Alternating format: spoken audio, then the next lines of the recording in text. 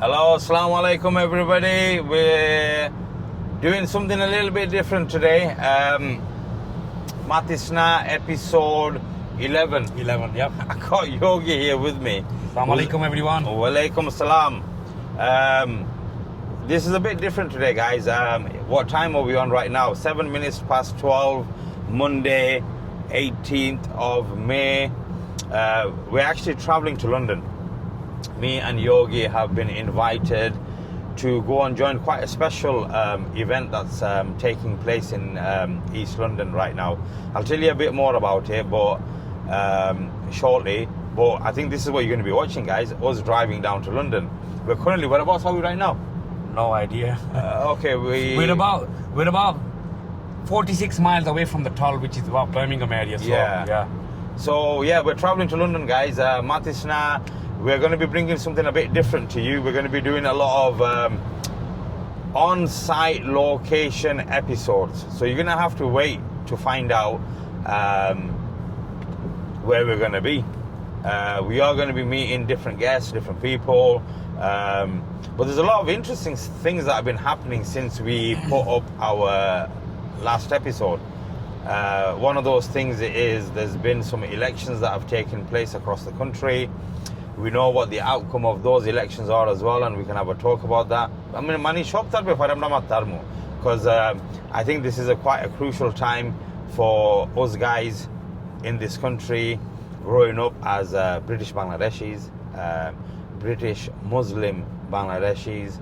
Our identity means a lot to us. So does our culture, our religion. It's all of those things that make up us being in the UK 2026. But let's go, we'll come on to that. But this meeting that we're going to, it's actually an event that's been drawn up by working professionals in London City, and they've handpicked a few individuals or organizations to kind of attend that meeting as well.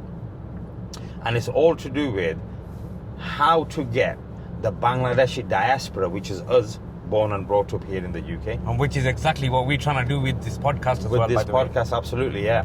So it's looking at how the Bangladeshi diaspora can have more of a connection with Bangladesh. And when we say Bangladesh, it might be to do with the charity work, it might be to do with politics, might be to do with business, might be to do with education, anything. How do we get the diaspora to have more of a connection, more of a link with Bangladesh?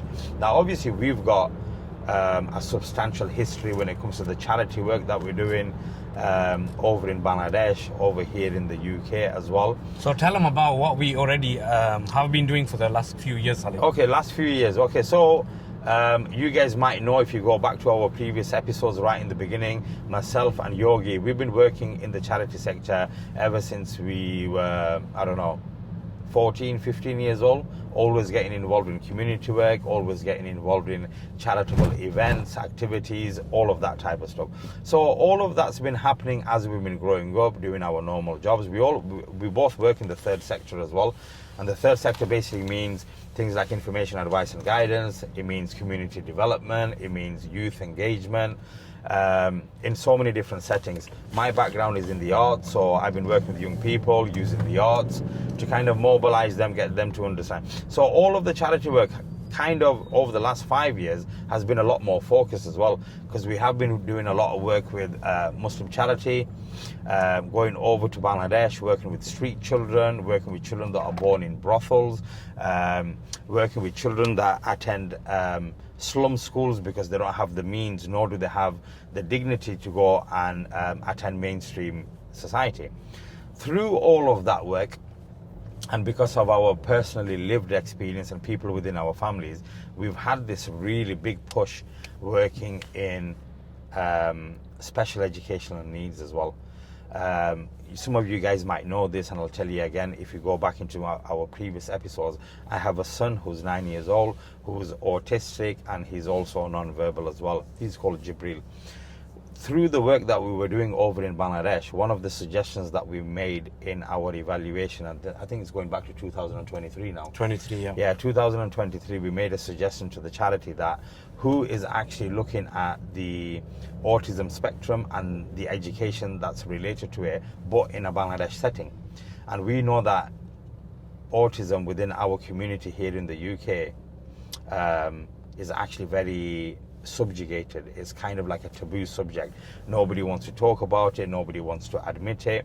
Even if they do, where do they go to go and get the support? So the information and the awareness out there is very, very little. Even though I think autism, the diagnosis is like huge. It's on the rise. Like if you go into nurseries, primary schools, all of these traits, behavior, characteristics is being spotted more and more and more and more. So in 2023, we made the suggestion to Muslim Charity, is there anything that we can do when it comes to SEN education, over in Bangladesh? The following year, when we went over to Bangladesh, the charity actually went and rooted and found a wonderful, wonderful organization in Sylhet called Sylhet Arts and Autistic School. It was a very small school. They were looking for development, they were looking for resources, they were looking for capital funding as well. So Muslim Charity went and kind of, after doing their due diligence, their checks and everything, found that this would be a very worthy project to fund through the fundraising that we do here in the UK. So since 2023, we've been now working very closely with Sylhet Arts and Autistic School. How? We've been doing that as volunteers. So as volunteers, we've been still working with Muslim Charity, but outside of that, because I have a background in education, my son goes to an SEN school here in the UK, I do a lot of work with that school as well. We decided, you know what, let's really go for it and see what it is that we can do.